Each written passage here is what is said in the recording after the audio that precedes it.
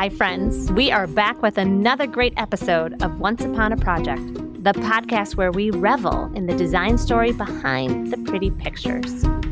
Today, I want to begin with this question. Do you remember the first time you were in a government building? But more specifically, a courthouse. Today, we are talking about designing for the justice system. Season 2 of Once Upon a Project is sponsored by our friends at Shaw Contract. Visit shawcontract.com to learn more about their creative flooring solutions. I'm Jose Jordan with DLR Group. I am the Justice and Civic leader for interior design within our company. I design all kinds of government spaces, including judicial, courthouses, corrections, and public safety. If this isn't your first time listening to Once Upon a Project, perhaps you know by now, I'm always curious about how designers find their way into the profession. So let's start at the very beginning. Wow. So how I became an interior designer is probably a longer story. My father's actually an architect, and so he does practice here locally. And I grew up in his shadow, learning to do all kinds of art, painting, drawing, sculpting. And then eventually he had me start doing line drawings. And when I said I wanted to be a studio artist, both my parents told me to try to focus on something that's a little bit more stable. And so I said, well, I could do architecture, but I don't want to be like my dad. I want to be better. And so what should I do? And so he introduced me to interior design. And I said, well, this is wonderful. And so I did explore several schools for interior design. I got accepted to Florida State University for their Bachelor of Science and finished that, and then was offered to go back to get my graduate degree in architecture. And both of those were really unique because there's an art to design, both in interiors and in architecture. And though sometimes we can look at design as being more of a science, there's something beautiful about understanding the nuances and the impacts of small moves in what we do. And I caught on to that real quick, especially in interiors, being able to organize things more than just a kit of parts, but kind of a master plan of a whole. I carried that over into architecture and really enjoyed it, being able to focus on the bigger picture and the overall experience of how certain things create space, how certain things define space, and how the space creates an experience, and tie that back to the science of interiors. Long story short, that's how I got here. One of the things that makes today's episode, and Jose for that matter, so unique is the devotion to a sector of design not known for sexiness or innovation. They are buildings that historically no one wants to visit. Many architects and designers, we always want to work on real flashy projects. And ironically, DLR Group has a studio here in Orlando that was working specifically on courthouse design. And it wasn't anything that was ever on my radar, but when I saw the work that was coming out of here, it was a very classic, very well done, very high-end design, right? It had a monumentality to it. It was grand in scale. And I was attracted to that. I was attracted to the fact that it was modern. I was attracted to the fact that it had rhythm and it had this kind of like air of something greater. And a friend of mine was working through here. And so I joined the team and quickly was absorbed into the world of courthouse design. I was brought in as an architectural intern. And about 4 or 5 years later, someone asked me, he's like, Jose, what do you want to do with your career? And I said, I don't know. I show up every day. I do my job and I hopefully do it well. And I go home and then I come back the next morning and I do it again. I enjoy what I do. And I think what we're doing is beautiful and I can see how it's impacting lives. And I think this is great. They're like, yeah, what have you really been working on? I was like, well, mostly on interiors. And I was like, maybe I'll just focus on interior design because I feel like that's where the experience really is. It's on the inside. And that's how I got focused on pretty much just being more of an interior design based designer. At that point, I continued to work and then they approached me again a year or two later and said, hey, we're trying to collectively assign people sectors. And so we have a K through 12 designer, we have a hospitality designer, we have a workplace designer, would you like to be the Justice and Civic? And I was like, am I the only one out there? They're like, well, pretty much yes. No clue that I was a unicorn and that I was spending my entire career developing buildings and spaces that very few interior designers actually dabble in. And as much as I enjoyed it, I continued to expand my portfolio of different project types, but I have continued to enjoy it. It is what got me into the justice and civic world. We started rebranding. We started trying to consolidate what is it that we do? How do we do it? How do we do it better? Those conversations. I quickly became a justice and civic interiors leader for a market sector that I never thought I would ever be a interiors leader for. It fell in my lap. At this point, I asked Jose, when you think about your purpose in life and how you're honoring that, what do you think about? What drives you to keep doing this work? It's an interesting question as far as what drives a person and where our passions lie. I think sometimes we can look at life and tinker with the small things, not realizing that if you really collectively look at everything, whole peel away, you realize that there's some commonality in a lot of the things that you enjoy doing. I've always enjoyed the arts, really was drawn to materiality. I love materials, stone, concrete, textures. When I graduated from interior design school and then architecture, and started playing around with all this, I realized, I said, oh my God, I'm actually creating an experience here. And I think the one thing you have to realize is that as a designer, you have the power to create an environment that really kind of can impact or foster an experience that shapes someone's future, someone's well-being. I think you learn to take that seriously. And I think it can be personal. It could be someone in our family, right, that, experiences certain things. And as we all start to play off of each other and learn off of each other, we start to realize that there's something to the design and the creation of a space that can really influence you. And I fell in love with that very early on in my career, not realizing that, it can go beyond a beautiful hotel or a great resort or great environment to work in. Realizing that it can draw emotion, it can inspire, it can even humble you at times. And I think that's what has become my passion, is being able to see those nuances, pick up on some of that, right? And when I look at all the kit of parts that I use, right, the materials, the way you move through a space, the sensations of the experience, you start to realize that there's something here that's really important, very powerful. That's my passion. And someone must have that passion, because many of the worst designed spaces in our society are in the justice and civic category. Think back to about a century ago when a prison, a hospital, and a school all looked very similar. No natural light, in green paint with hard surfaces. Our country has a long history of not prioritizing a person's experience and how a space makes someone feel. School design has greatly evolved, and many hospitals now look like luxury hotels. So now, let's hear more about how a civic project can also be reimagined for a more empathetic and human-centered experience. The project I want to share with you all is Pinellas County Justice Center. And it doesn't necessarily sound super flashy, but I'll quickly show you how so many of us make our way through spaces like these: courthouses, justice facilities, government buildings. And it leaves a very lasting impact on how our future begins to develop. This project came about through a great relationship that we had with several folks in the justice community within the state of Florida. And we've done quite a few different projects within the state. And the Justice Center existing facility was built in the 1990s. It was a precast building. It housed a handful of courtrooms, some other departments, public defender, had some other government agencies within inside of it. And so, long story short, as the area grew, as Florida has grown, and the community population started to increase, they realized that they quickly needed to add additional spaces to be able to accommodate the amount of cases and community services they were providing. And so they came to us. They said, we need to figure out a way to expand all this. How do we add on to this and make it fulfill all the needs that we have?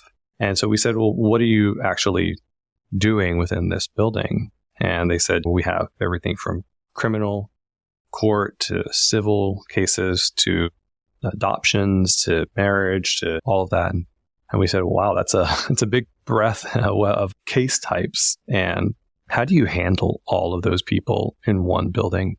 How do you organize an experience in a way that you can manage the sensitivity to each one of those cases in a way that makes people feel safe and secure, that helps them manage, well, let's put it this way, their fear in many cases? Kinds of experiences can be very scary, especially for children. When you really dig deep into that, we looked at it and we said, listen, we can go in here and we can say, let's go ahead and just add more courtrooms. But we decided to pull out a specific collection of case types, which in many jurisdictions have been deemed kind of family courts, right? So the family court system. So this is everything from adoptions to divorce to custody to juvenile, you name it. All that gets pulled out. And let's create a separate wing so we can actually separate. My lead designer, Todd, would say it's an operational problem here. It's two things that are co-located next to each other. They don't really want to be. So we could have just added more courtrooms, but the idea that we can extract the family courts away from the criminal, providing that much needed separation, allows us to provide that safety and security and develop a very different experience. And now is catering to a demographic that you rarely see in a courthouse, and that's children.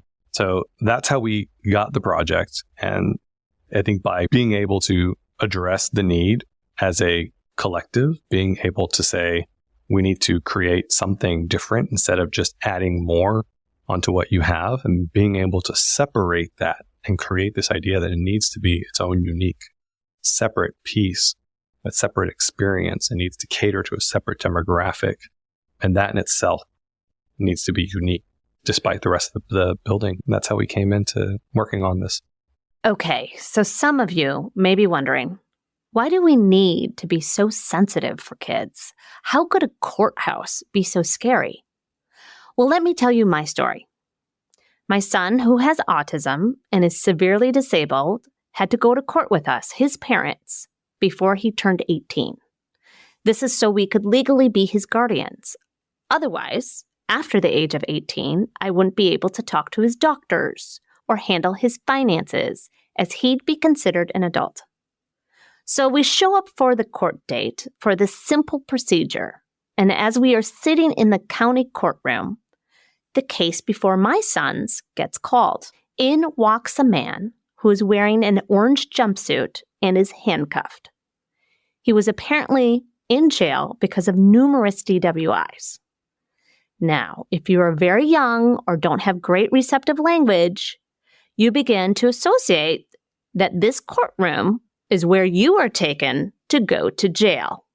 Visually, that is what my son saw, and that is what he thought, that he was going to jail, which put him in a very stressed and inconsolable state. And obviously, we were the mean parents sending him to jail for doing something terrible, like watching too many videos or not making his bed. The judge told us if we couldn't control him, we'd have to cancel our court date. And I'm like, how is this my fault? You set him up to think he's going to prison, and he's innocent. That's not a unique scenario in a courthouse, especially a family courthouse. So let's hear how Jose's approach is working to infuse more empathy for the users in the space in pursuit of less traumatic experiences, wondering instead if the environment could actually be healing. What I want to talk about is the experience of a courthouse. We've all been to a courthouse, whether it's a satellite location or a main county district courthouse. You'll go there to get marriage license, right? You'll go there for a dispute. You'll go there for a building permit, anything. And so the idea of a courthouse is this conversation of civic design. And so civic design, really, it's meant to inspire. It's supposed to reflect the community that we live in. There's a historical legacy to it, right? And so you'll see a lot of that in most historic county courthouses. There was an esteemed level of design that was put into it. It's supposed to be monumental, grand, classic. And sometimes it could be located in a shopping plaza, right? Now it becomes a bit of a ubiquitous kind of utilitarian experience even. What I have focused on mostly is this modern courthouse design, which still carries a very high level of sophistication. We like to call it elegantly neutral. And that's probably what most of us have experienced, right? And if done right, the experience is empowering and it's inspiring. Sometimes, though, it can be overwhelming. It can be humbling. It can be disorienting. And in many cases, even scary. And you think about why someone would go to a courthouse. The different cases that occur, the different conversations that are going on, many times can be very tense. They can be very heated. They can, regretfully, sometimes be violent.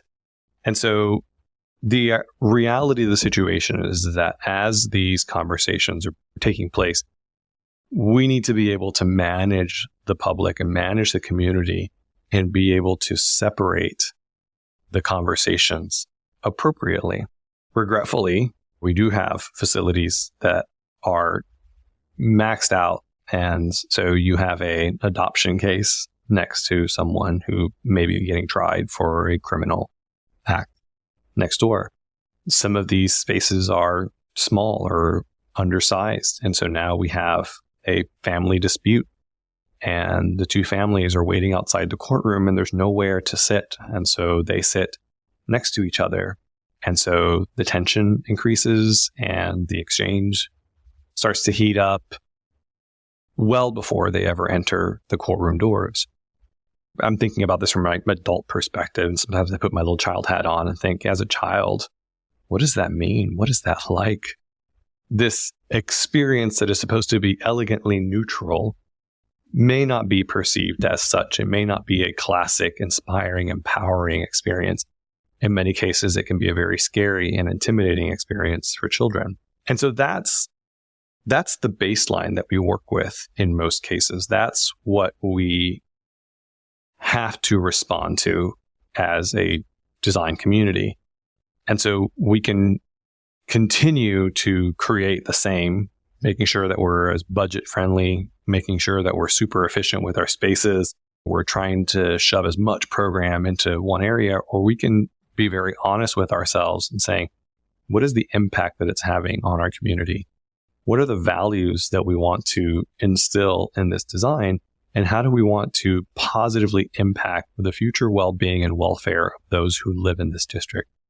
And that's when these conversations start to create new opportunities and we start to develop new vernaculars, new variations on what a courthouse for family and children is.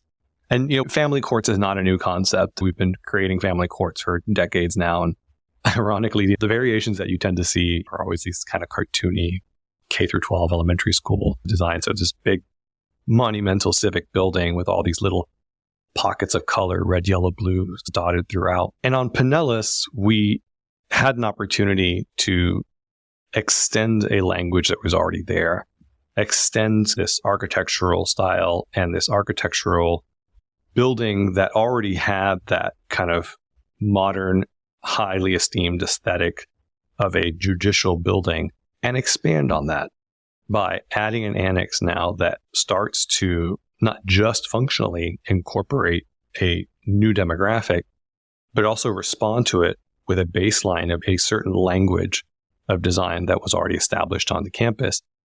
So I'm kind of getting into the challenge a little bit here, but the reality is I think that was probably the biggest opportunity. You already have something here that you can work with. So how do you take this now and start to have it address something new, something it's never addressed before? One of the things I really enjoyed was the opportunity to really expand on typology that we've done so many times before. But when we've designed a courthouse, you always design it with adults in mind. When you bring children into the mix, I'm not going to lie, it's actually kind of fun. I think it gives us a lot more flexibility and it gives us a lot more creativity to think outside the box in a way that starts to force us to think about an experience from a different scale, from a different mindset, to look at the design decisions that we are making And so the idea here is that, for instance, when we design a courthouse, there's always a waiting space outside. You can usually start with like a long kind of waiting corridor. And this is where you sit before you make your way through the courtroom doors and you address the judge. And there's space outside for you to be able to sit. If you want to look out the window, you can look out the window. Views to natures are always wonderful. But in many cases, this thing's only about 10 feet, 12 feet deep, right, on standard. Just enough to be able to give enough relief, right, for people to walk through, maybe as a group of people, or you're just sitting on a bench. And so now we have children and families, and somehow 10, 12 feet doesn't feel sufficient. And so on Pinellas, we took a typical courtroom corridor and added some breathing space with benches and all the extras, but we provided a little bit more relief by expanding it to 23 feet with some visual blurring and separation in between to kind of give opportunities to accommodate kind of family separation and some additional privacy, realizing that some of the nuances within a family court is you could have families that are, in dispute, and you don't want to make them feel like they're all sharing the same space.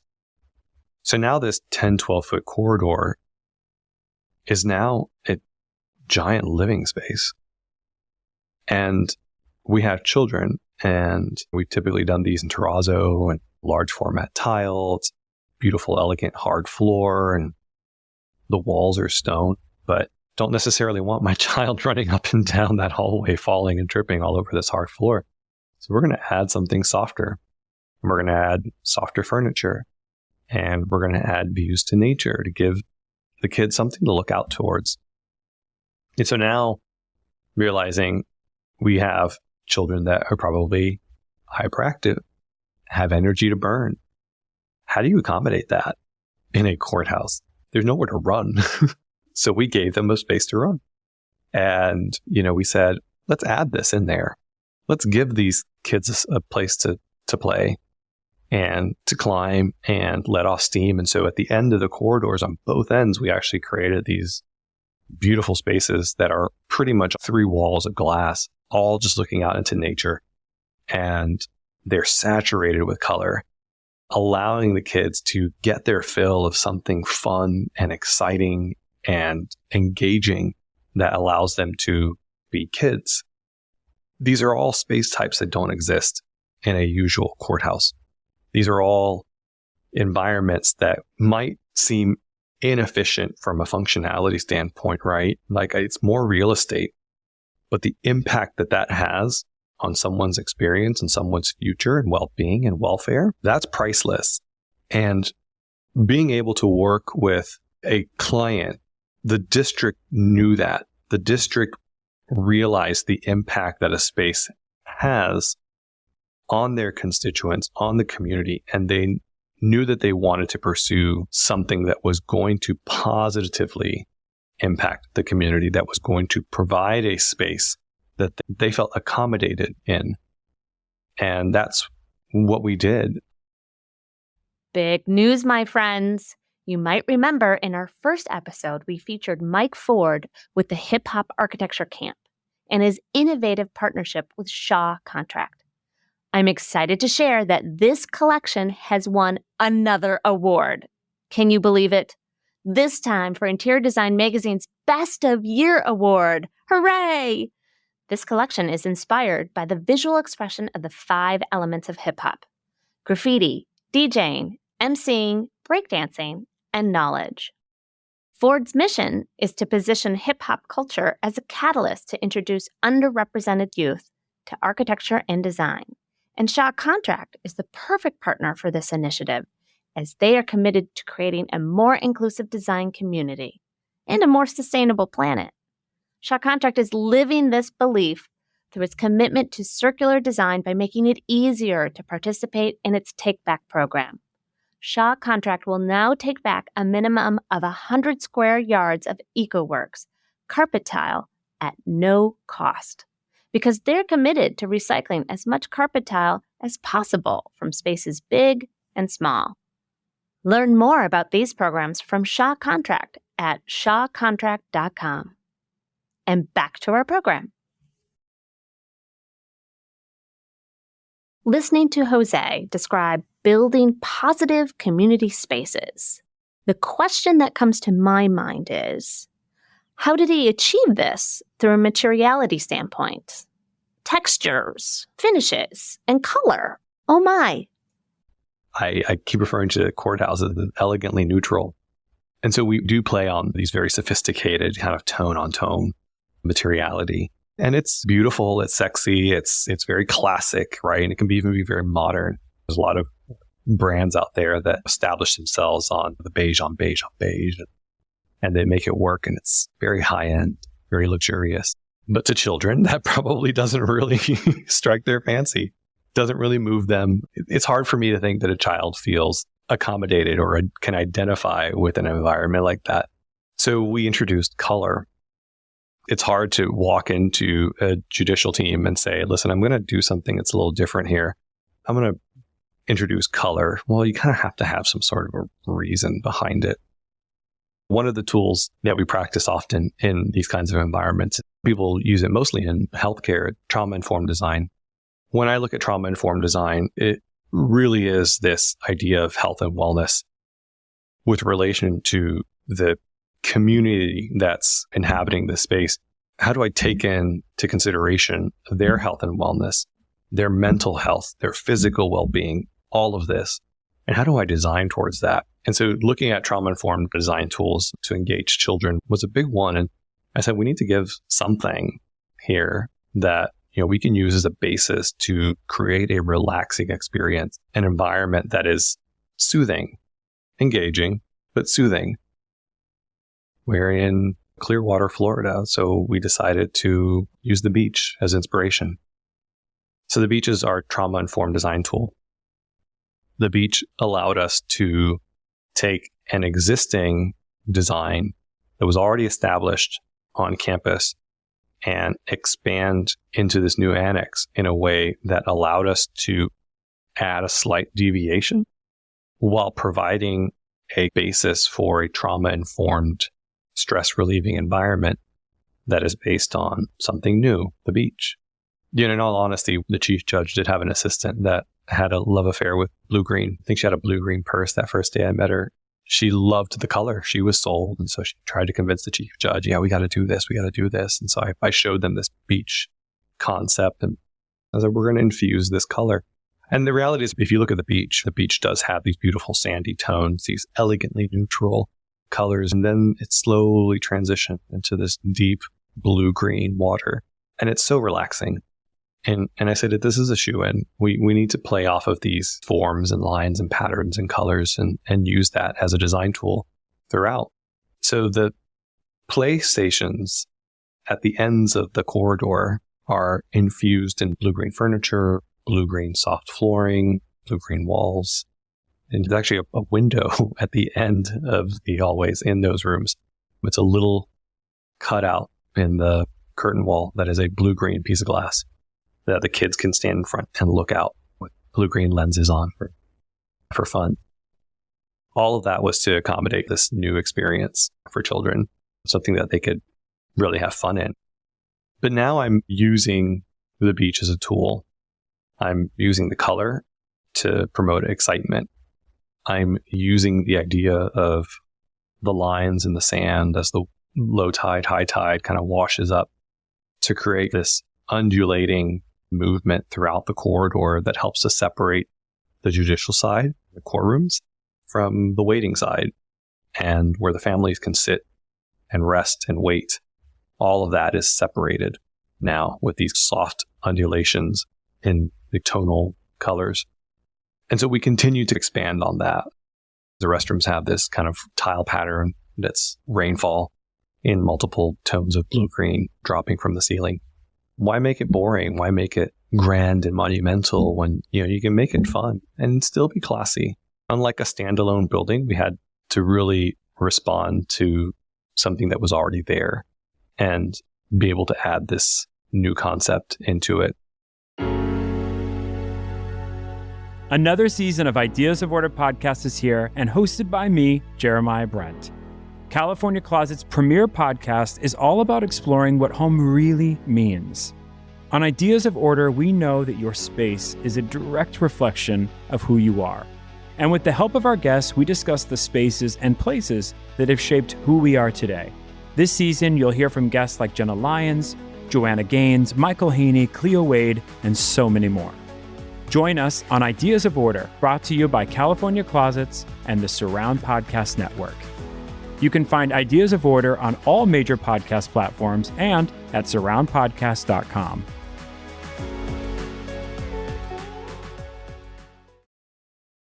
There has been a shift in architecture.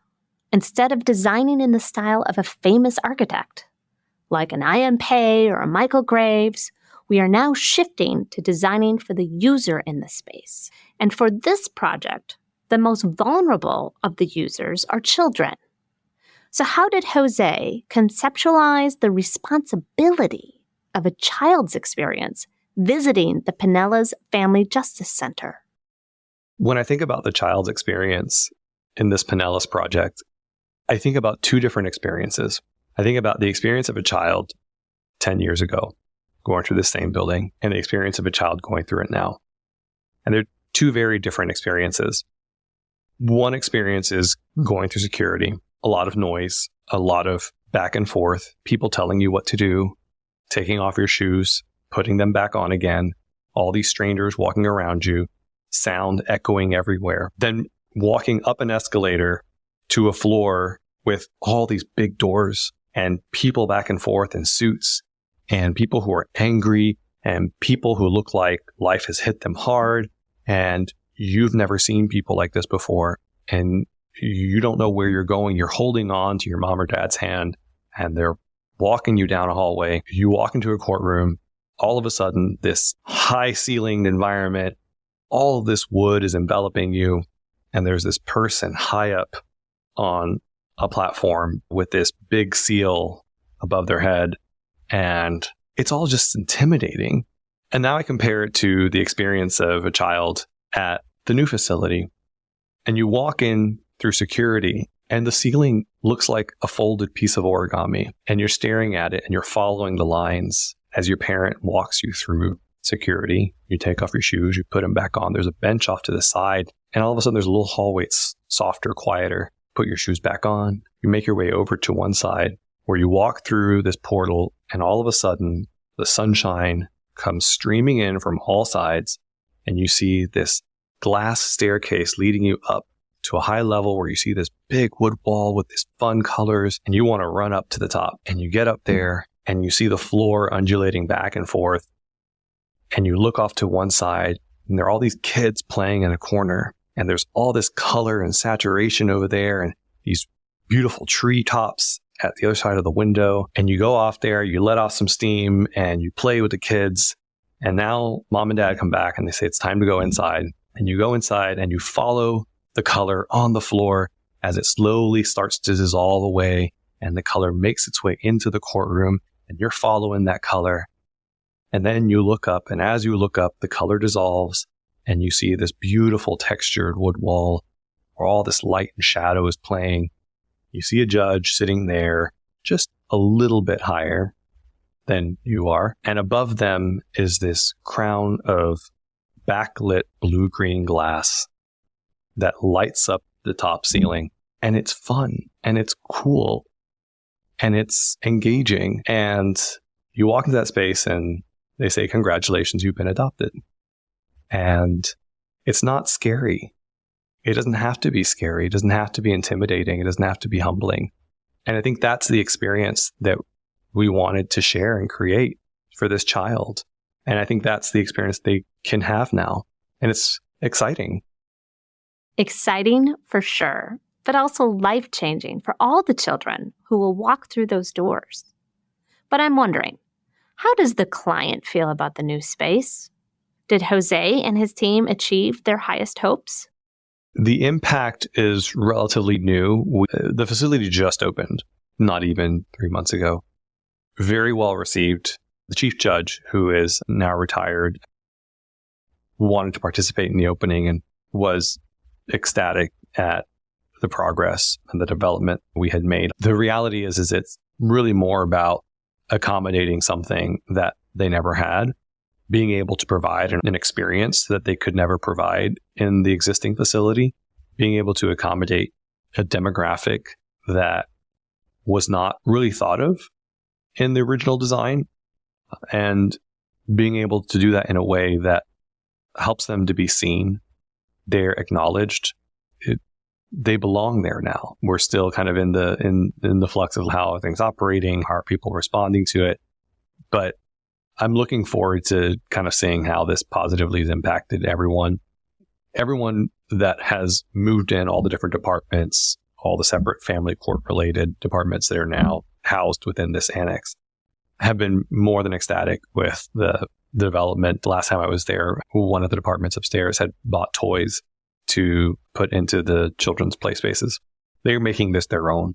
They know their clientele, they know the community they serve, and they are taking ownership. And I think that's probably one of the most beautiful things to see, when your client doesn't just move in and say, okay, well, here is where I'm going to be now. But they love it and they want to make it their own, and they take pride in it, that they want to make it better. They want to use it and fulfill all the potential that it can bring for them. Now, you have someone like Jose, who sees it as his purpose to create the best experience possible during times that are confusing, awkward, and legal.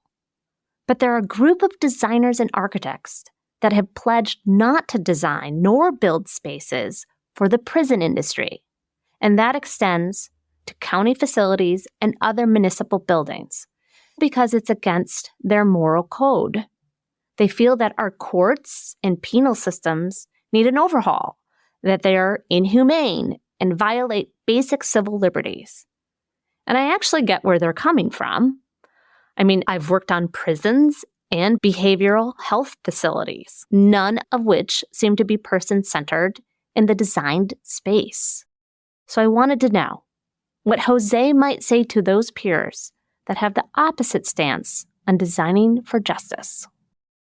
It's been interesting being in these conversations, and you do get roped into criticism and challenges where people say these environments aren't good for people. These environments aren't doing what's right. And, to some degree, we can look back at history and say, well, 20 years ago, we thought we were doing it right. 50 years ago, we thought we were doing it right. 100 years ago, we thought we were doing it right. God forbid we go back that far. As society and our culture starts to evolve, and as we continue to progress and make improvements on how we do things, it can be easy to say that this is wrong. It can be easy to say that this is not the right answer. But there's a beauty in the challenge of staying in the trenches and working through these conversations in a way that says, I know this is going to change, and I know it's going to change for the better. And I want to be part of that conversation. I want to be a voice that says, this has to change, and it will change. How is it going to change? What are the impacts that we have to make to our built environment, to the experiences that people have in these buildings? How can the architecture respond to the changes in how we operate? And how can the operations change? Because now the architecture has changed. And sometimes, a lot of people like to think that what we do is a bit of a social science, and in some case it is. I tend to believe that it's a bit of a back and forth. What the society wants to achieve is this organic conversation that doesn't dictate what architecture should do, but challenges what architecture and design can do. And I see this double-sided coin as being able to say, okay, well, this is where we want to be. This is where we want to go. I know how we get there. I know how we can do it better. I know that if we make this decision, here's the domino effect of all of that. I think we need to do it this way because this is the domino effect that's going to get us where we need to be.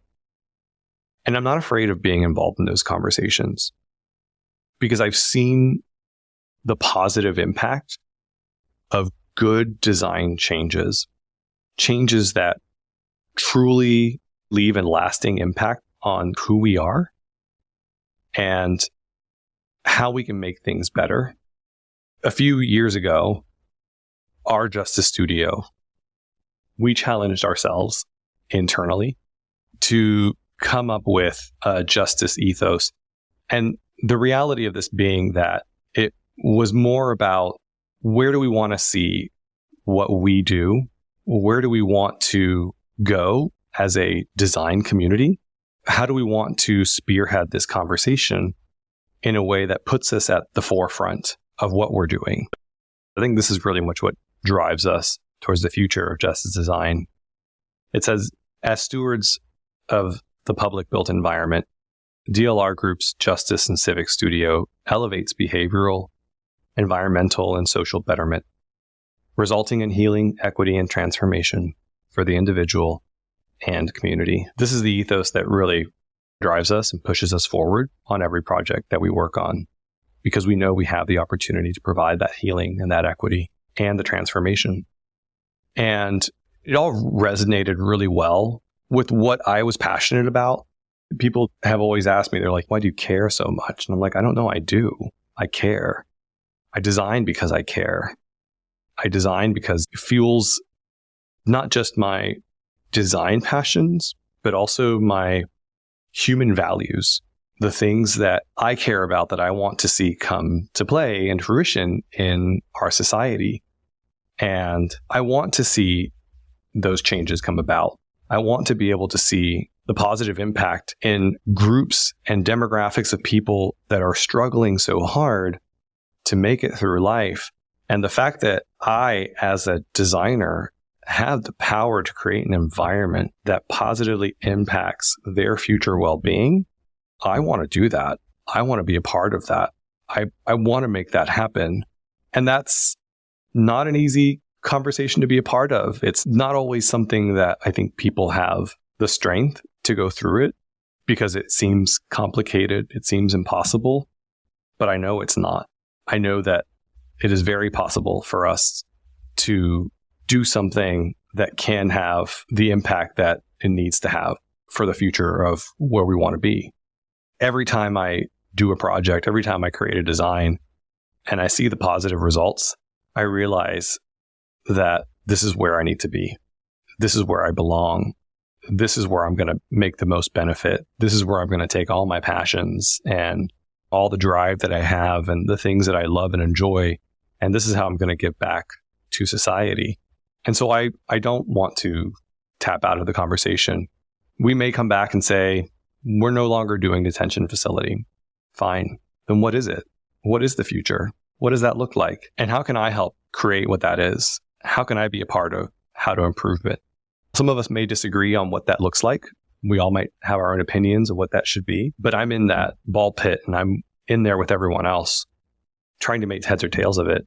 And I think the fact that I have the ability to push us where we want to go, that I provide a service to society and community to take us there is why I choose to stay. For Jose, whose genetics and parenting basically have him predestined to do design work, I was excited to ask him, are your parents proud of you? Our parents many times can be very proud of us for all kinds of silly reasons. Sometimes I share what I'm doing with my father and my mother and the whole family. They're kind of like, oh, that's nice. That's great. That's really pretty. When you work with people that have a passion for changing others' lives, I think that's probably the conversations I get the most pride in, being able to be a part of those conversations. You know, sometimes our friends and family just want something really pretty. And this is more than just pretty. This is something that's actually making someone's life better. At the core of that design, that's probably what I'm most proud of. And I think sometimes it's hard for someone outside of yourself to be proud of that just like you until they experience it. I would love to take my father to this place and walk him through and tell him about all the details and everything. He was always notorious for knocking on walls and telling me how they were built and what they consisted of. Yeah, I would love to show him because I think the experience sometimes is something you don't see in a photo. You can't really understand the story or a picture. You just have to live it. And when you live it and you experience it, you appreciate it. And I think that's probably what I'm most proud of. Well, we believe he has many things to be proud of. During our conversation, I was extremely moved by how he incorporates trauma-informed design during this project and through his ethos. Thank you for sharing your story with us and for all the work that you do. I also have a very bad habit of telling sad stories about my son and not sharing the happy endings. We did get through that guardianship hearing, and my son has continued to thrive under our care. However, our local county courthouse has done amazing programs for the community, different celebrations, civic events like food drives, free COVID vaccinations. But to this day, you'll never get my son to visit. He has vowed to forever make his bed and stay in line so that he never has to meet a judge again. Let's hope that stays true. But if he does find himself back in a courtroom, I just pray Jose designed it. You can learn more about this project in our show notes on our website, surroundpodcasts.com. That's podcasts with an S. Once Upon a Project is a Surround Network production. Special thanks to our amazing producer, Hannah Vitti. Thanks for listening, and I can't wait for you to hear our next story.